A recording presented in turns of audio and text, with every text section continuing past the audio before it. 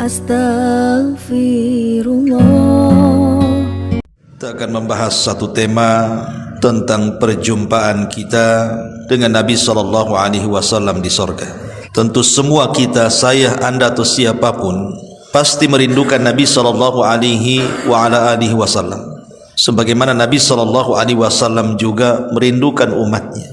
Dan kalaupun seandainya Allah Subhanahu wa ta'ala takdirkan kita dimasukkan ke dalam sorga, tentu sorga yang Allah sediakan kepada kita akan berbeda dengan sorga yang Allah Subhanahu wa ta'ala berikan kepada Nabi kita Muhammad sallallahu alaihi wasallam. Tentu sorga yang diberikan kepada Nabi sallallahu alaihi wasallam adalah sorga yang sangat tinggi sekali. Bahkan tidak ada tingkatan yang paling tinggi di sorga kecuali Nabi kita Muhammad sallallahu alaihi wasallam di situ.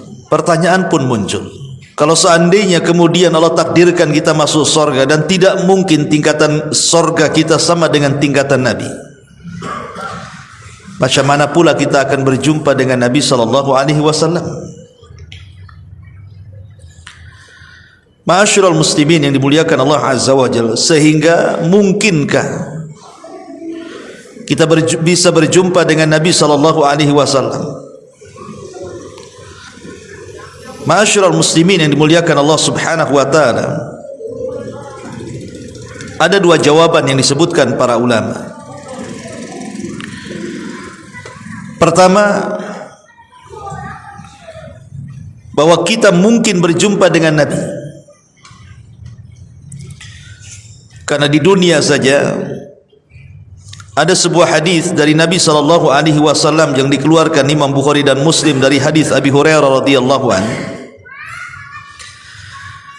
Kata Nabi sallallahu alaihi wasallam, "Man ra'ani fil manami faqad ra'ani haqqan.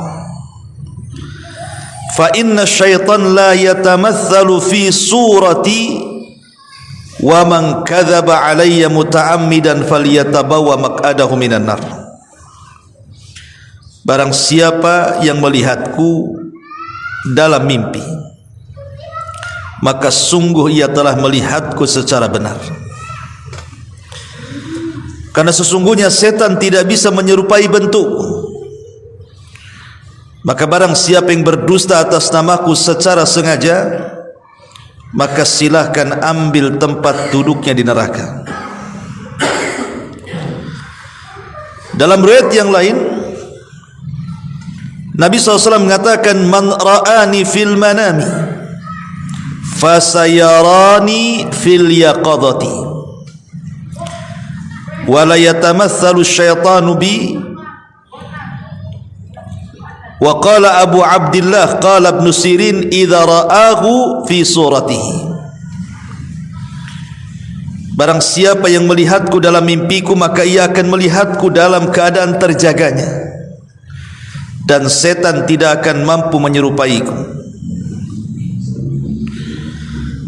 Kemudian berkata Imam Ibn Sirin yang dinukilkan Imam Bukhari, apabila dia melihatnya dalam bentuk rupa yang sebenarnya. Sebagian para ulama mengatakan bahwa kalimat fasayarani fil yaqadati, barang siapa yang melihat Nabi sallallahu alaihi wasallam dalam mimpi, maka dia akan melihat Nabi sallallahu alaihi wasallam dalam kondisi terjaga. Salah satu penafsirannya para ulama, yang dimaksud akan berjumpa dengan Rasul secara terjaga adalah bahwa mimpi orang tersebut akan terbukti di akhirat dan dia akan betul-betul melihat Nabi sallallahu alaihi wasallam. Ada juga yang mengatakan bahwa ia akan berjumpa dengan Nabi dengan pertemuan khusus di akhirat kelak, atau boleh jadi mungkin dia akan mendapatkan syafaat Nabi sallallahu alaihi wasallam.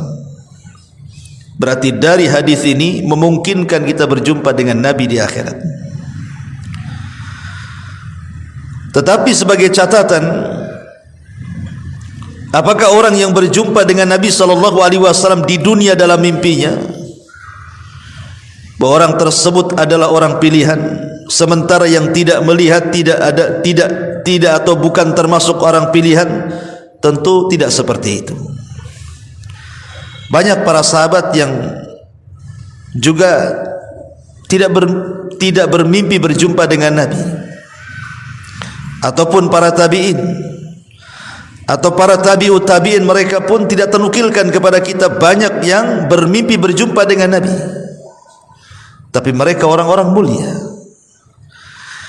Kalaupun seandainya di antara kita Allah takdirkan berjumpa dengan Nabi dalam mimpinya, maka itu sebuah bisyarat saja, kabar gembira saja. Tapi ingat, harus betul-betul melihat Rasul, sebagaimana dikatakan Imam Bukhari, yang dinukilkan Imam Bukhari dari perkataan Muhammad ibn Sirin, harus betul-betul melihat dalam bentuk aslinya. Maknanya kita harus tahu sifat-sifatnya, mulai dari tinggi badannya, lebar badannya, bahunya, janggutnya, rambutnya, sebagaimana yang sudah disifatkan oleh para sahabat Nabi SAW tentang sosok Nabi. Jangan kemudian kita tidak pernah membaca sejarah Nabi seperti apa, rambutnya seperti apa, tingginya seperti apa, hidungnya, matanya, dan begitu seterusnya. Tiba-tiba kemudian dia bermimpi berjumpa dengan seseorang, ngaku pula berjumpa dengan Nabi. Nah, ini gimana ceritanya? Sifat-sifatnya dia tidak tahu.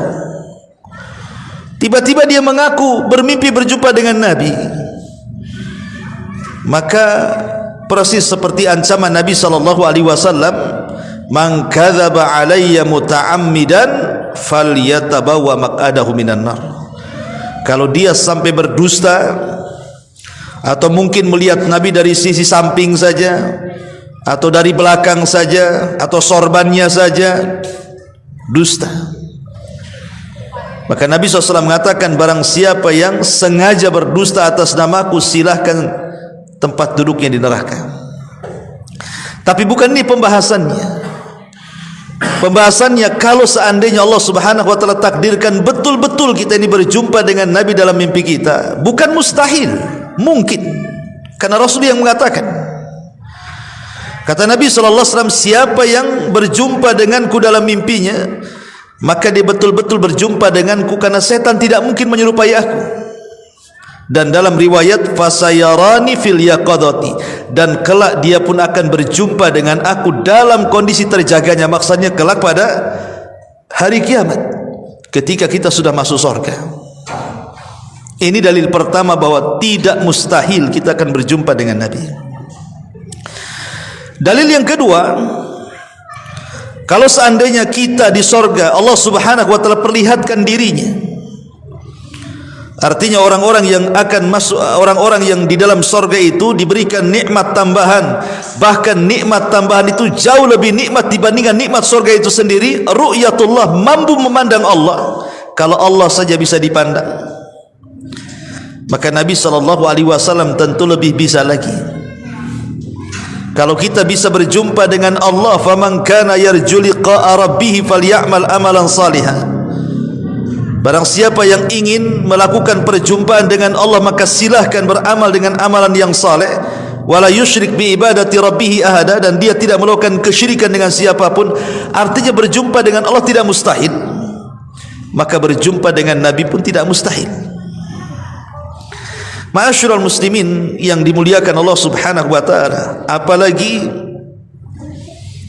banyak dalil-dalil yang menunjukkan bahwa ada amalan-amalan yang dengan amalan itu kita bisa diperjumpakan dengan Nabi SAW. Bisa menatap wajahnya, bisa bersentuhan dengan Rasul, bersalaman, memeluk, bercengkrama, dan begitu seterusnya. Dan itulah angan-angan setiap mukmin yang betul-betul mengamalkan imannya. Ma'asyiral muslimin yang dimuliakan Allah Azza wa Jalla, karena dahulu di masa Rasul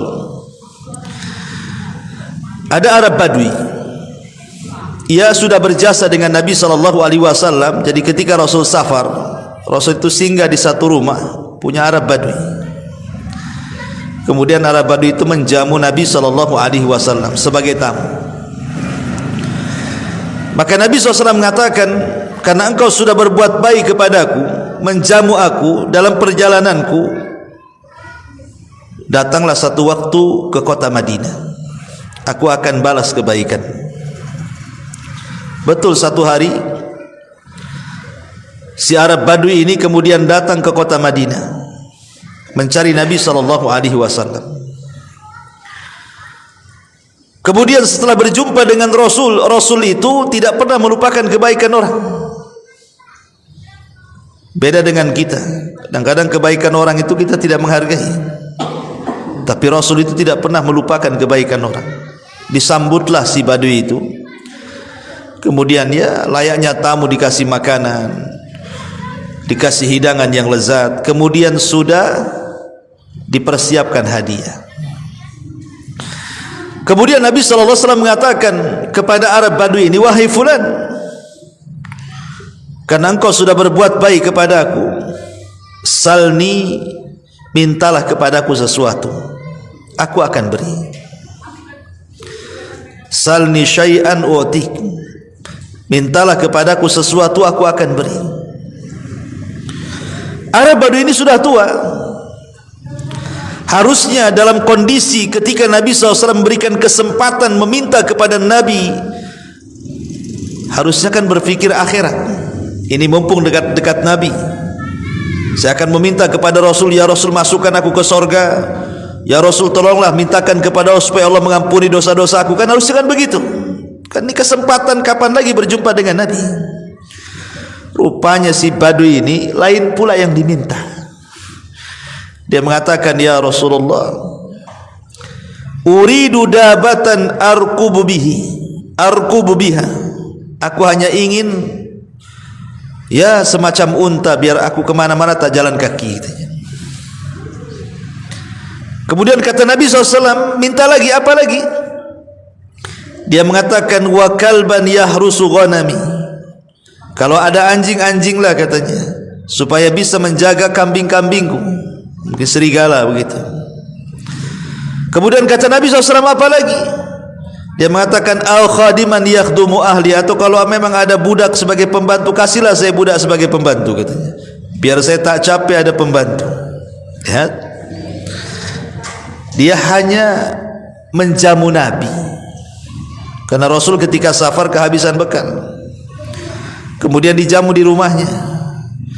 Kemudian Nabi SAW ingin berbuat baik, membalas kebaikannya, tapi lihat permintaannya. Ibaratnya begini, ana singgah di rumah antum, antum kasih makanan saya, besok antum ke rumah ya, kata ana, datanglah antum ke rumah ana, karena antum sudah berbuat baik, kemarin sudah kasih makan, kira-kira apa nih hadiah yang harus saya kasih? Gini aja Ustaz, saya minta itu senianya untuk saya, kan? Atau tolonglah sewakan pembantu lah biar saya tak capek. Enggak balance kan itu kan. Oke lah kalau seandainya pun sesuai gitu ya. Tetapi Nabi SAW ingin mengajarkan kepada Badui ini. Kata Nabi SAW, lemahkah engkau wahai fulan seperti yang diminta seorang yang sudah tua di zaman Bani Israel. Sahabat yang mendengar ketika itu mengatakan, ya Rasul, apa yang maksud anda itu orang tua di zaman Bani Israel? Kemudian Nabi bercerita panjang sekali soal kisahnya Nabi Musa yang tersasar di sebuah jalan, tidak bisa keluar karena dia harus membawa jasadnya Nabi Yusuf. Karena pesannya Nabi Yusuf, dia ingin dikubur tidak di Mesir tapi di Palestina. Akhirnya orang-orang mengingatkan, wahai Musa, kenapa kita tersesat? Karena kita tidak membawa jasadnya Nabi Yusuf. Nabi Musa mengatakan, di mana kuburannya? Ayo kita gali dan kita ambil jasadnya, kita pindahkan. Maka orang-orang mengatakan, tidak ada yang tahu kecuali orang tua dari orang tua Bani Israel. Ada satu orang tua, itu dia tahu kuburannya tuh. Akhirnya kemudian Nabi Musa mengatakan, bisa enggak kau tunjukkan di mana kuburan Yusuf?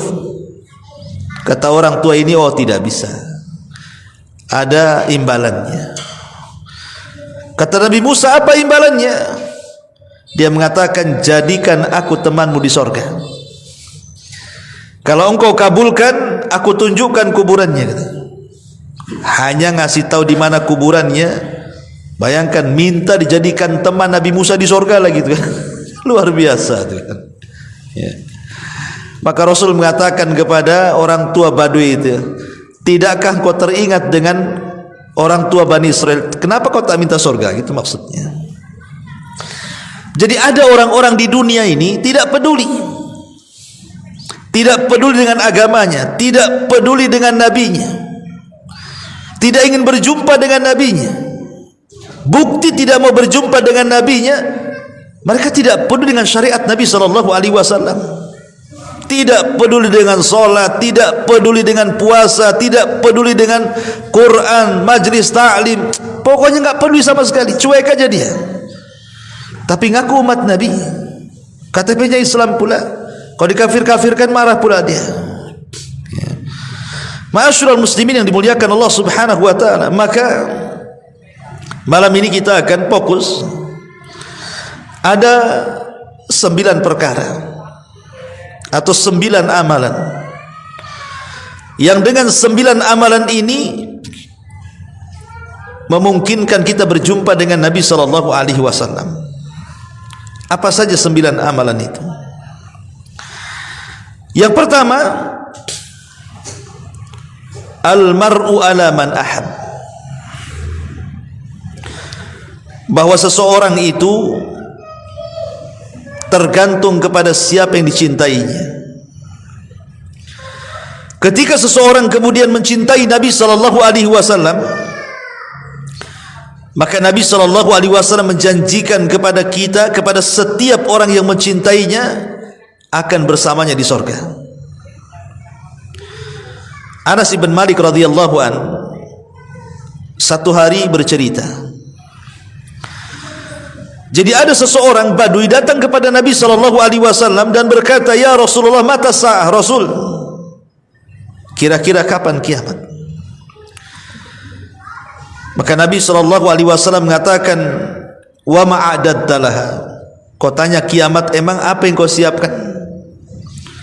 Apakah engkau bertanya soal kiamat untuk melihat bagaimana gunung dihancurkan, langit digulung, kemudian bintang dijatuh-jatuhkan? Atau ingin melihat apa? Apa yang kau siapkan, kata Rasul?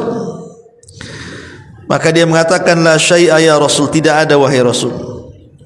Akan tetapi walakinni uhibbullaha war Rasul. Modalku cuma satu, aku ini cinta dengan Allah dan Rasulnya. Maka Nabi SAW mengatakan, anta ma'aman ahbabta. Kalau benar ucapanmu, maka engkau akan bersama orang yang kau cintai. Kalau benar ucapanmu, maka engkau akan bersama orang yang kau cintai.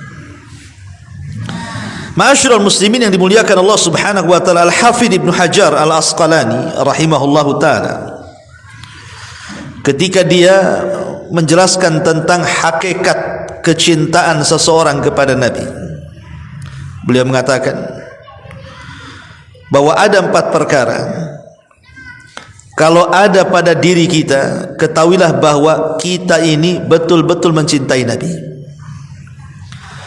Tapi kalau tidak ada 4 perkara ini pada diri kita, atau salah satunya hilang dari 4 perkara itu, maka Anda belum mencintai Nabi.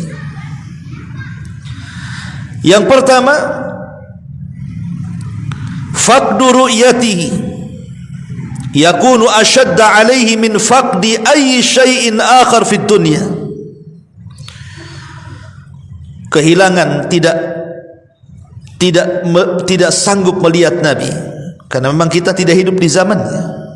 Yang melihat Nabi yang hidup di zaman lah para sahabat, kan begitu. Tetapi kita merasa bahwa kita kehilangan dengan Nabi sallallahu alaihi wasallam dan kita tidak bisa melihatnya. Perasaan, keinginan kita ingin melihat Rasul dan kita tidak bisa melihat Rasul, itu asyadda alaihi, sangat mengganggu dia, min faqdi ayyi syai'in akhar fid dunya, dibandingkan dengan kehilangan yang lainnya yang ada di dunia ini. Dengan tidak bisanya kita memandang Rasul itu lebih kehilangan dibandingkan satu dunia ini hilang dari diri kita. Ada enggak perasaan seperti ini? Ataukah justru terbalik? Hilang dompet lebih dipikir dibandingkan tidak bisa melihat Nabi. Kadang-kadang seperti itu ya. Kemudian yang kedua,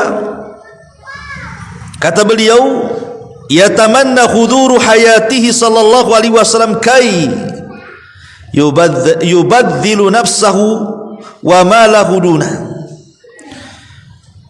Berangan-angan kalau dia hidup di masa Nabi, supaya dia bisa memberikan seluruh daya dan kekuatan waktunya, harta dan jiwanya untuk memperjuangkan Nabi. Terpikir enggak oleh kita, seandainya kita hidup di zaman Rasul, kita akan habis-habiskan waktu kita, tenaga kita, biaya kita, uang kita, jiwa kita, keluarga kita untuk Nabi? Ataukah kita tidak terpikir ke sana? Kemudian yang ketiga, yatamassal awamirahu, berusaha untuk melaksanakan perintah-perintah dan menjauhi larangan-larangan Nabi sallallahu alaihi wasallam. Termasuk yang keempat adalah menolong sunnahnya dan berusaha untuk mengamalkan syariatnya. Kata Al-Hafidh Ibnu Hajar, kalau 4 perkara ini ada pada diri kita, maka itulah hakikat cintanya kita kepada Nabi sallallahu alaihi wasallam. Ini yang pertama. Kalau ingin bersama Rasul, cintai Nabi. Yang kedua, memperbanyak sujud, memperbanyak salat. Di zaman Nabi SAW ada seorang sahabat namanya Rabi'ah ibn Ka'ab al-Aslami radhiyallahu anhu. Jadi Rabi'ah ini anak kecil, ikhwan, belum balik, usia 10 tahun. Tapi Rabi'ah ibn Ka'ab al-Aslami ini selalu menolong Rasul di malam hari, jarang tidur anaknya ini. Umur 10 tahun tapi jarang tidur malam. Dan kalaupun dia mau tidur itu, dia tidak mau jauh-jauh dari pintu rumah Nabi. Khawatir Rasul itu bangun malam, perlu air, perlu sendal, perlu siwak, perlu apalah yang diperlukan Nabi, sehingga dia tidak jauh-jauh dicari Nabi. Jadi tiap malam itu senantiasa siaga satu untuk membantu Nabi sallallahu alaihi wasallam. Ini namanya Rabi'ah ibn Ka'ab al-Aslami, ini masih kecil ya. Jadi Nabi sallallahu alaihi wasallam itu kan penyayang. Akhirnya satu pagi dia memanggil Rabi'ah ini dan mengatakan, ya Rabi'ah, salli syai'an, wahai Rabi'ah, mintalah kepadaku sesuatu, kau sudah baik, banyak membantu kehidupanku. Maka Rabi'ah mengatakan, ya Rasulullah, saya hanya ingin menjadi temanmu di sorga. Kata Rasul, ada yang lain lagi, namanya anak-anak kan. Kata Rabi'ah ini, tidak wahai Rasul, saya ingin, ana uridu ma'aka fil jannah, saya hanya ingin bersamamu di sorga. Coba apa yang anda pikirkan? Ini anak 10 tahun, anak 10 tahun, tahu apa anak 10 tahun hari ini? Kalau antum ngomong sama antum, nah di usia 10 tahun ya, 12 tahun atau 13 tahun itu masih SD lah, nah kira-kira nih kamu mau apa? Kira-kira jawaban anak-anak sekarang nih, umur 10 tahun, 11 tahun, 12 tahun, kira-kira apa itu maunya? Hah? Belikan gadget lebih katanya. Kan gitu. Belikan handphone. Itu aja yang dipikir anak sekarang ini. Enggak ada yang lain. Ya. Enggak ada kepikiran sorga, enggak ada kepikiran pahala, enggak ada anak sekarang ini. Ya wajar, karena orang tuanya juga gitu masalahnya. Ya enggak jauh-jauh lah akhirnya kan anak dengan orang tua tuh. Tapi lihat Rabi'ah ibn Ka'ab al-Aslam, karena hidup di lingkungan Nabi, dia hanya meminta kepada Rasul ya Rasulullah, jadikan aku temanmu di sorga. Maka Nabi SAW mengatakan, baik wahai Rabi'ah, tapi ada syaratnya. Apa syaratnya? Kata Nabi SAW, fa inni ala nafsika bi kasrati sujud. Bantu aku supaya keinginanmu tercapai menjadi temanku di sorga, perbanyaklah oleh kamu sujud. Artinya disuruh memperbanyak solat selain solat wajib maksudnya. Entah solat duhanya, solat malamnya, rawatib, pokoknya solat sunnah. Disuruh memperbanyak solat. Kenapa Nabi SAW mengistilahkan sujud? Karena disitulah kedekatan seorang hamba dalam solat dengan Allah Subhanahu Wa Taala. Kata Nabi SAW dalam sebuah hadis bahwa tidak ada yang lebih dekat dengan Allah, aqrabu ma yakunul abdu min rabbihi wa huwa sajid. Tidak ada tempat dalam solat yang lebih dekat kita dengan Allah kecuali dalam posisi sujud. Kata Rasul, fa'akthirud doa, perbanyaklah di situ doa. Jadi saat kita ini solat, entah solat wajib, entah solat sunnah, minta di situ. Ya Allah, jadikan aku teman Rasul di sorga. Ya Allah, jadikan teman aku menjadi teman Nabi SAW di sorga. Gitu maksudnya. Ya. Ma'asyiral muslimin yang dimuliakan Allah Azza wa Jalla. Ini yang kedua. Yang ketiga, ada dengan berusaha untuk mentaati Nabi SAW. Dulu di zaman Rasul itu punya budak yang dimerdekakan, yang kemudian menjadi pembantu Nabi SAW, namanya Thauban, maulan Nabi. Thauban ini sangat mencintai Nabi SAW. Satu hari dia tidak melihat Rasul bisa sakit. Lihat bagaimana tingkat kecintaan para sahabat kepada Rasul. Dia satu hari saja tidak memandang Rasul itu bisa sakit. Entah masalahnya gimana, tiba-tiba Rasul safar, sehingga Thauban yang sehari-hari memandang wajah Nabi SAW, berhari-hari tidak memandang wajah Rasul, akhirnya jatuh sakit. Jatuh sakit sampai terbaring dan tidak sanggup bangun.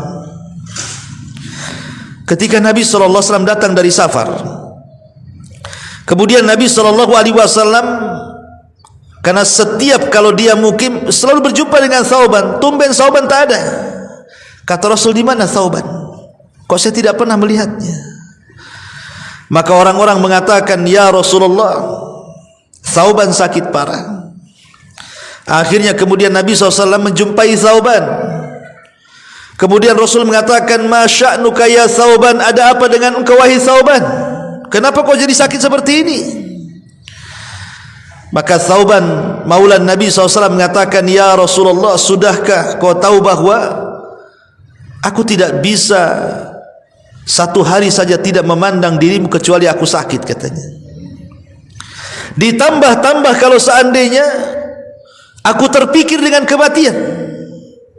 Kalau Allah takdirkan aku mati dan kau juga mati, kemudian Allah takdirkan aku masuk sorga dan kau juga masuk sorga, paling sorga yang Allah berikan kepadaku paling rendah, dan sorga yang Allah berikan kepadamu paling tinggi. Macam mana aku bisa menatapmu, katanya. Makanya aku sakit seperti ini ya Rasulullah. Maka Rasul terdiam sampai akhirnya kemudian turun ayat surah An-Nisa ayat 69. Wa man yuti'illaha wa rasulahu fa ulaika ma'al ladzina an'ama Allahu 'alaihim minan nabiyyin was-siddiqin wasyuhada'i was-salihin wa hasuna ulaika rafiqa. Turun ayat ini. Siapapun yang mentaati Allah dan Rasulnya, maka mereka akan bersama para nabi, orang-orang yang telah Allah berikan nikmat kepada mereka dari kalangan para nabi, para siddiqin, para syuhada, dan orang-orang saleh. Dan merekalah teman-teman terbaik kita di akhirat. Artinya, dengan kita terus mentaati Allah dan Rasulnya, menjalankan perintah, menjauhi larangan, menikmati yang dihalalkan, menjauhkan yang diharamkan, maka kalau kita bisa istiqomah di situ, maka ini janji janji Allah dalam Al-Quran surah An-Nisa 69, kita akan temankan dengan mereka para nabi, para siddiqin, para syuhada dan orang-orang saleh. Ini yang ketiga. Ma'asyiral muslimin yang dimuliakan Allah Subhanahu wa taala, masalahnya yang ketiga ini memang agak berat. Rasul pernah mengatakan kullu ummati yadkhulunal jannah, setiap umatku pasti masuk surga kan, illa man aba, kecuali orang yang tidak mau masuk surga saja. Sahabat heran, masa ada orang enggak mau masuk surga? Kata Rasul, ya, man ata'ani dakhalal jannah wa man asani faqad aba. Siapapun yang taat denganku dia masuk surga, siapapun yang bermaksiat kepadaku dia tidak akan masuk surga. Itulah orang yang enggan masuk surga. Kalau seandainya kita tanya kepada kaum muslimin, mau tidak kalian berjumpa dengan Nabi SAW? Pasti jawabannya mau. Kalau dia betul-betul seorang muslim. Tapi pertanyaannya, kalau memang betul-betul ingin berjumpa dengan Nabi SAW, ajak orang ini sholat, mau enggak? Ajak orang ini ngaji, mau enggak? Ajak orang ini menjalankan sunnah Rasul, mau tidak? Ajak orang ini menjalankan syariat Nabi, mau atau tidak? Kalau itu semua tidak dijalankan, macam mana akan berjumpa dengan Nabi? Sementara syarat berjumpa dengan Nabi dan kita akan menjadi bersua dengan Rasul, menatap Rasul, syaratnya salah satunya adalah dengan cara ketaatan kita kepada Allah dan Rasulnya. Ini yang nomor 3. Yang nomor 4 sekarang, husnul akhlak, berusaha untuk memperbaiki akhlak. Nabi SAW mengatakan dalam hadis Jabir radhiyallahu an, inna min ahabbikum ilayya wa aqrabukum minni majlisan yaumal qiyamah ahasinukum akhlaqa. Sesungguhnya manusia yang paling aku cintai, kata Rasul, dan yang paling dekat tempat duduknya pada hari kiamat adalah orang-orang yang baik akhlaknya. Para ulama mengatakan, apa sih baik akhlak itu? Baik akhlak itu terangkum dalam 3 kata. Akhlak itu terangkum dari 3 kata. Talaqatul wajhi wa badlul ma'rufi wa kafful adai. Akhlak itu 1, talaqatul wajhi, wajahnya selalu senyum, nampak di wajahnya jarang melotot, jarang marah, sering senyum, kata-katanya santun gitu ya. Nah, itu berarti berakhlak wajahnya nih. Tapi kalau baru ngomong udah melotot, ya kan, baru ngomong sudah nyentak orang, yang keluar pun bahasa binatang, nggak ada akhlak tuh wajahnya tuh. Ya, talaqatul wajhi.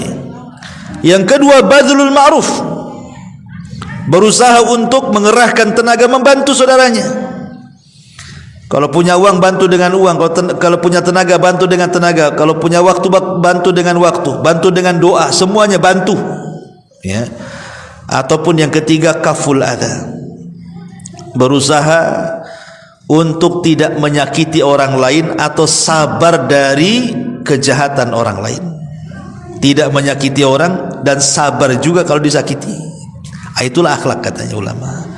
Dan ini definisi yang disebutkan oleh Al-Imam Mubarak rahimahullahu ta'ala. Abu Hurairah radhiyallahu pernah ditanya soal akhlak ini, wahai Abu Hurairah, akhlak baik itu apa? Maka Abu Hurairah mengatakan, tasilu man qata'ak wa ta'fu amman dolamak wa tu'ti amman haramak. Kata Abu Hurairah, akhlak yang baik itu engkau menghubungkan silaturahim kepada orang yang memutus silaturahim, engkau memaafkan kepada orang yang menzalimi engkau, dan engkau memberi kepada orang yang pelit dengan engkau. Nah, 3 perkara kata Abu Hurairah.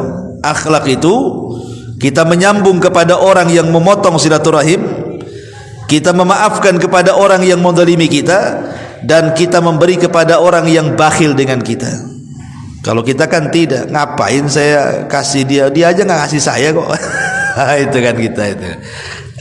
Berarti akhlaknya belum ada kan itu ya. Kalau tengok definisinya Abu Hurairah kan gitu. Ayolah kita ke sana, ngapain dia aja nggak pernah ke sini. Kan gitu bahasa kita kan. tolonglah bantu dia. Ngapain bantu dia? Dia aja nggak pernah bantu saya. Akhlak itu tidak seperti itu. Makanya kata Abu Hurairah, kita berusaha untuk menyambung kalau dia memutus, berusaha untuk memaafkan kalau dia zalim, berusaha untuk memberi kalau dia bakhil. Nah, gitu ya kata Abu Hurairah. Itulah akhlak katanya. Ma'asyiral muslimin yang dimuliakan Allah Azza wa Jalla, termasuk juga Aisyah radhiyallahu anha ketika mengkisahkan tentang bagaimana akhlaknya Nabi. Apa kata Aisyah radhiyallahu anha? Dia mengatakan, maka ahadun ahsan khuluqan min Rasulillah. Tidak ada manusia yang lebih baik akhlaknya dibandingkan Rasulullah. Ma da'ahu ahadun min ashabihi wala min ahli baiti illa qala labbaik. Tidak ada satupun yang mengundang Nabi dari sahabat-sahabatnya, entah yang miskin, entah yang kaya, entah pejabat, entah rakyat, entah orang biasa, pokoknya siapapun yang undang Nabi, entah orang luar, entah keluarganya sendiri, Rasul mengatakan labbaik, siap, saya akan penuhi panggilan. Maka dari sini turun ayat, wa innaka la'ala khuluqin azim, dan engkau wahai Muhammad di atas akhlak yang paling tinggi. Nah, coba antum undang pejabat ke rumah antum, mau enggak? Kan nih Nabi nih, ya enggak usah pejabat lah, PRT lah. Saja makan di rumah, mau enggak kan? Ya, tempe tahu jadilah kan itu.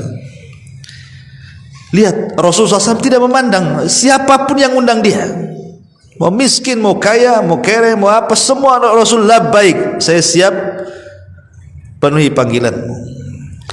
Bahkan disebutkan oleh Ummu Darda radhiyallahu anha, seorang sahabat. Jadi qama Abu Darda lailatan yusalli. Kita tahu Abu Darda ini memang sahabat yang rajin sholat, rajin puasa. Saking rajin sholat dan puasanya, istrinya itu tidak pernah direken dia, sampai nggak pernah dandan. Kata istri, ngapain saya dandan katanya? Kalau malam dandan dia sholat, ya kan? Kalau siang dandan puasa pula dia. Apa yang harus? Nggak pernah dandan Abu Darda ini. Akhirnya kemudian ditegur sama Salman Al Farisi, Abu Darda jangan gitu.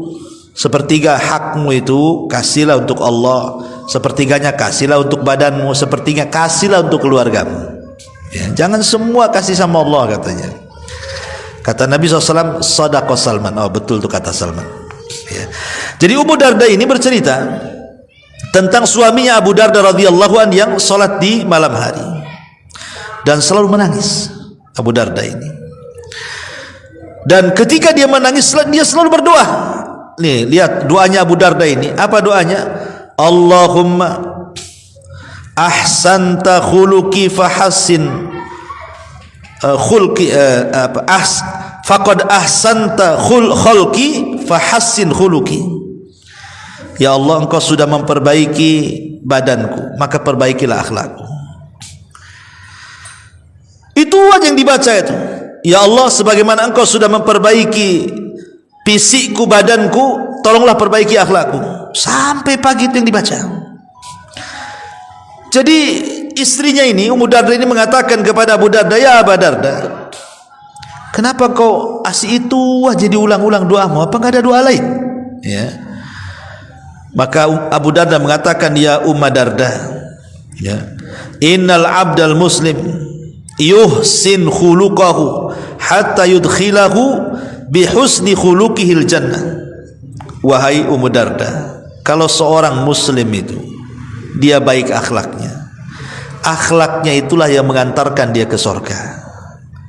Tapi sebaliknya, jika seorang muslim itu buruk akhlaknya itu yang mengantarkan dia ke neraka.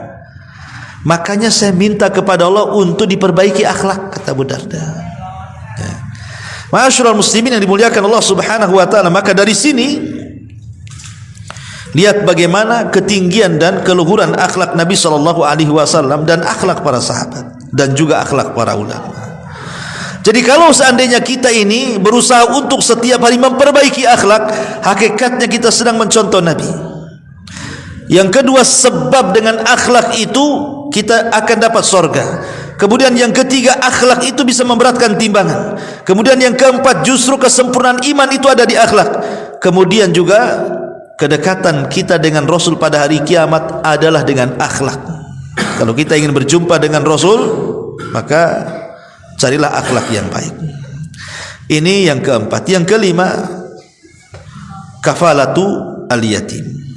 Kalau ingin bersua dengan Rasul, bersanding dengan Rasul, berjumpa dengan Rasul, menatap Rasul, memeluk Rasul,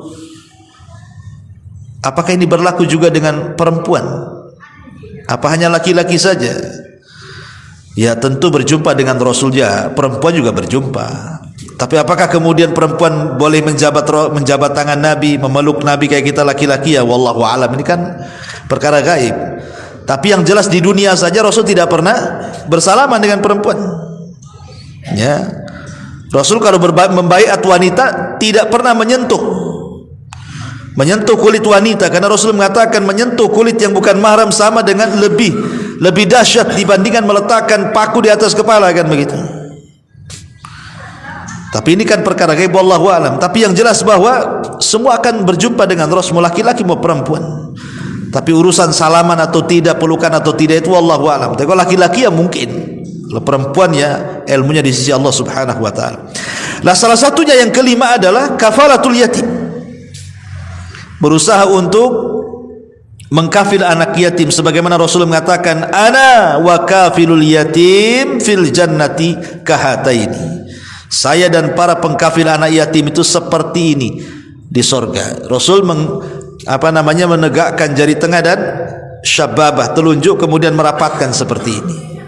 Ya. Tentu maksudnya mengkafil anak yatim itu bukan mengkafil sedekah setahun sekali, bukan.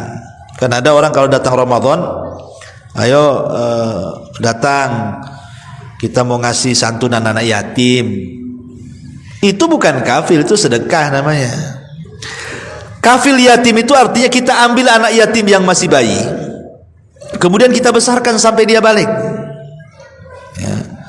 Atau lebih bagusnya antum selamatkan ibunya juga. Antum cari janda yang punya anak bayi, nikahi jandanya. Itu namanya satu gayung 3, 4, 50 terlampaui itu. Anak-anaknya ikut antum semua tuh, kan gitu ya. Ya, nggak bisa Ustaz, istri saya tak ngizinkan. Ya udah nggak usah, kalau nggak ngizinkan, ambil anaknya saja. Ya, ambil anaknya.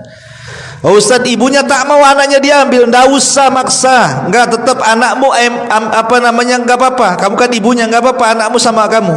Tapi sayang danai dia. Susunya berapa 1 bulan? Pakaiannya, pampasnya. Nanti sampai balik, pokoknya nggak boleh ada uang orang lain. Itu uang saya sampai dia besar. Itu namanya kafil. Sampai dia balik. Itulah kafil namanya. Lah orang-orang yang seperti ini dekat dengan Nabi SAW, karena Rasul itu kan juga anak yatim. Bahkan Rasul itu seyatim-yatimnya anak yatim, karena ketika dia lahir ayahnya sudah meninggal.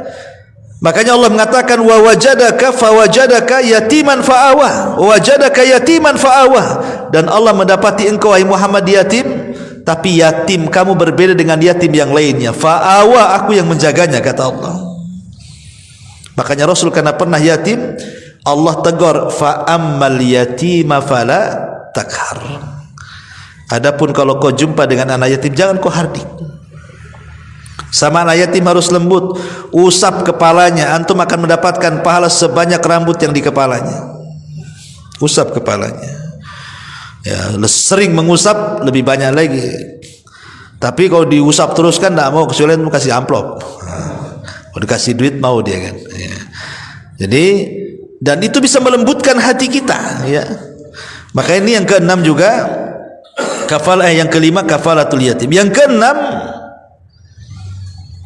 kalau kita diuji oleh Allah dengan diberikan anak perempuan, karena begini ikhwatu fillah, muliakan Allah Azza wa Jalla, merawat anak perempuan dengan anak laki-laki itu berbeda. Karena laki-laki sih kadang-kadang kita selaku bapak ini nggak terlalu riskan sekali kan, pergi pagi sore ya paling kita tanya kau dari mana kan itu. Tapi kalau anak perempuan hilang dari pagi sampai sore, was-was tuh orang tua tuh, mana nih anak nih. Sampai dulu ada kisah tuh. Jadi saya didatangi orang besar, betato, Ya mungkin mantan preman tuh, tak tahu juga lah. Tuh nangis dia, mau badan gede nangis, ya kan? Jadi saya bilang, ada apa Pak? Tenang Pak, tenang. Kira gini Ustaz, bisa bantu saya enggak? Kata. Jadi kenapa Pak? Ceritakan. Jadi anak gadisnya ini baru dipesantrenkan di Medan, baru 2 tahun. Ya, bapaknya senang, tapi ibunya kadang, namanya orang tua ya, istrinya atau ibu anak itu, karena anaknya itu anak perempuan satu-satunya, yang lain laki-laki, jadi rindunya nggak bisa ditahankan. Jadi ngerayulah suaminya, tolonglah, udahlah cukup 2 tahun di Medan, bawa aja ke Batam, biar di rumah saja, sekolah, cari sekolah di sini. Ya karena suaminya kalah dengan istrinya, pulang akhirnya anaknya 2 minggu hilang. Anak itu cari-cari ke sana kemari. Rupanya anak itu dia ngekos di atas warung Padang tuh, cerita dia. Dan sudah nggak pakai jilbab, betato, bejinti sana sini. Rupanya ikut anak pang. Ya kan? 2 tahun bisa dirusak dengan 2 minggu. Nah ini kejadian ikhwan, ya kan? Karena makanya kita ini yang kalau punya anak perempuan baru terasa kita ini. Makanya kenapa kalau kita betul-betul mentarbiyah anak perempuan, kita betul-betul kita jaga, kita tarbiyah, pahalanya beda dengan anak laki-laki. Kata Nabi SAW, man ala jariyataini hatta tablugha ja'a yaumal qiyamah ana wa huwa wa dhamma asabi'ahu, kata Rasul. Barang siapa yang mendidik dan merawat 2 anak perempuan hingga dia dewasa, dia rawat dengan baik anak itu sampai dia dewasa, sampai dia kawin, maka ia akan datang pada hari kiamat bersamaku, kata Nabi SAW. Luar biasa ya. Makanya kalau punya anak perempuan, nah jaga baik-baik, ini pahalanya besar, akan bersama Nabi SAW di surga. Ini yang ke-6. Kemudian yang ke-7 adalah orang yang tidak pernah berjumpa dengan Rasul. Seperti kita kan gak pernah berjumpa dengan Rasul, tapi kita yakin dengan Nabi. Kalau ditanya siapa Nabi Muhammad, dengan yakin. Dan kalau ada yang kemudian berusaha untuk istihza, mengolok-olok Nabi, kita marah. Dan kita yakin beriman bahwa Nabi kita Muhammad SAW. Karena satu hari setelah Nabi SAW berziarah ke kuburan Uhud, Rasul ingin memberitahu para sahabat yang masih hidup tentang jasa-jasa orang-orang yang telah berjihad sebelum mereka dari para syuhada Uhud. Seolah-olah Rasul mengatakan, kalau bukan karena Allah kemudian mereka, tentu kita tidak seperti ini. Rasul tidak pernah melupakan jasa orang kan. Dibawalah ziarah ke kuburan Uhud. Lah sepulangnya dari ziarah kuburan Uhud itulah Rasul menangis. Kemudian para sahabat pun ikut menangis dan mengatakan, wa mayyubkika ya Rasulullah, apa yang membuat anda menangis wahai Rasul? Maka Nabi SAW mengatakan, wadidtu, kata Rasulullah. Kata Nabi SAW di sini, afwan, wadidtu anni qad ra'aitu ikhwanuna. Wadidtu anni qad ra'aitu ikhwanana. Kata Nabi SAW, aku ingin berjumpa dengan teman-temanku, katanya. Sahabat heran dan mengatakan, Rasul, kami loh teman-temanmu, ini teman-temanmu semua di sini loh. Kemudian Rasul, bukan, kalian bukan teman-temanku, katanya, kalian itu sahabatku. Lalu sahabat bertanya, lalu siapa yang anda maksudkan teman-temanmu itu, Rasul? Maka Nabi SAW mengatakan, yang dimaksud teman-temanku adalah kaumun, kata Rasul, sebuah kaum, lam ya'tu ba'd, yang belum datang, nanti datangnya. Ini ngomong di hadapan para sahabat ya. Tetapi wahum yu'minu nabi, mereka mau beriman denganku, katanya. Siapa mereka? Ya kita ini ya. Tidak pernah berjumpa dengan Rasul, tetapi sangat yakin dengan Rasul, beriman dengan Nabi SAW. Makanya teruslah kita mempelajari sirah Rasul, mempelajari sunnah-sunnah Rasul, berusaha mengamalkannya dan begitu seterusnya, mendakwahkannya, supaya kita masuk pada hadis ini, di mana kita termasuk orang-orang yang dirindukan Nabi SAW dengan perjumpaan dia dengan kita pada waktunya kalau Allah takdirkan kita masuk surga. Kemudian yang nomor 8, memperbanyak solawat. Memperbanyak solawat. Kata Imam Ibnul Qayyim rahimahullahu ta'ala, dia mengatakan, annal abda kullama aktsara min dzikril mahbub wastihdharihi fi qalbihi wastihdhari mahasinihi wa ma'anihi aljalibati li hubbihi tadha'afa hubbuhu wa tazayada syauquhu ilaihi. Kata beliau, setiap orang menyebutkan orang yang dicintainya dengan kebaikannya, dengan sifat-sifatnya, maka setiap itu pula lah maka akan besar kerinduannya dan keinginan berjumpanya dengan Nabi sallallahu alaihi wasallam. Kata Nabi sallallahu alaihi wasallam, aulan nas bi yaumal qiyamah aktsaruhum alayya salatan. Manusia yang paling utama nanti pada hari kiamat bersamaku adalah orang-orang yang paling banyak membaca salawatnya dengan aku.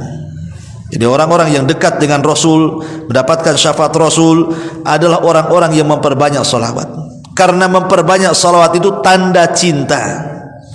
Antum kalau cinta sama perempuan, pasti perempuan itu aja yang disebut-sebut.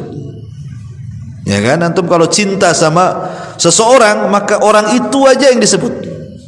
Antum suka dengan ustadz di Batam banyak, itu aja yang disebut. Ya.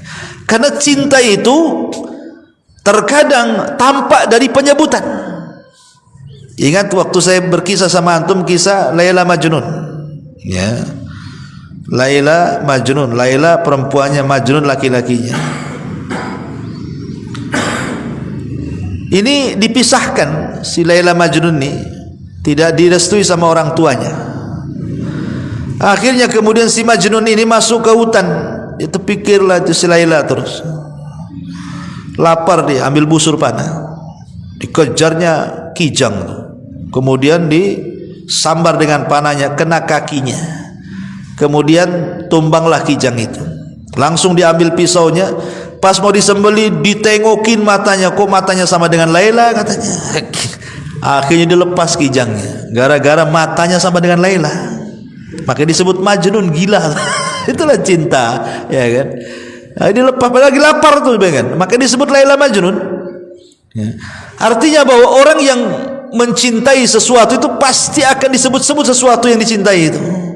Artinya kalau kita merasa cinta dengan Rasul, maka menyebut-nyebutlah nama Rasul dengan cara apa? Memperbanyak salawat. Belum lagi salawat ini kalau kita panjatkan satu kali saja, kita mengatakan Allahumma sholli ala Muhammad, maka Allah akan berikan 10 salawat kepada kita. Apa maknanya? Dan apa makna salawat itu? Makna salawat itu kita mengatakan, ya Allah, pujilah Nabi kita di langit sana, di hadapan malaikat Jibril, Mikail, Israfil, semua malaikat yang di langit. Itu makna salawat itu. Jadi kalau kita katakan Allahumma sholli ala Muhammad, kita mengatakan, ya Allah, pujilah Nabi kita Muhammad di depan makhlukmu di atas sana. Nanti Allah subhanahu wa ta'ala akan beri 10 pujian kepada kita. Bayangkan coba, kalau kita katakan Allahumma sholli ala Muhammad, maka Allah akan memanggil Jibril, Mikail, Israfil dan semua malaikat di atas arsy itu, kemudian memuji 10 kali kita gara-gara kita salawat 1 kali kepada Nabi. Luar biasa. Nama kita jadi selebritis langit, ya. Nah, itulah fungsi salawat itu. Belum lagi dengan salawat itu dekat majelis kita dengan Nabi SAW pada hari kiamat, menjadi teman Nabi SAW. Dan yang terakhir, tentunya teruslah berdoa kepada Allah agar kita bisa berjumpa dengan Nabi. Abdullah bin Mas'ud radhiyallahu, saya akan bacakan hadisnya dulu. An Abdullah bin Mas'ud radhiyallahu anhu qala, dakhala Rasul sallallahu alaihi wasallam al-masjida wa huwa baina Abi Bakrin wa Umar. Wa idza Ibnu Mas'ud yusalli wa idza huwa yaqra'un nisa fantaha ila ra'sil mi'ah faja'ala Ibnu Mas'ud yad'u wa huwa qa'im yusalli faqala an-nabiy sallallahu alaihi wasallam as'alu is'al tu'tah thumma qala man sarrahu an yaqra' al-Qur'ana ghaddan kama unzil falyaqra' bi qira'ati ibni ummi abdin.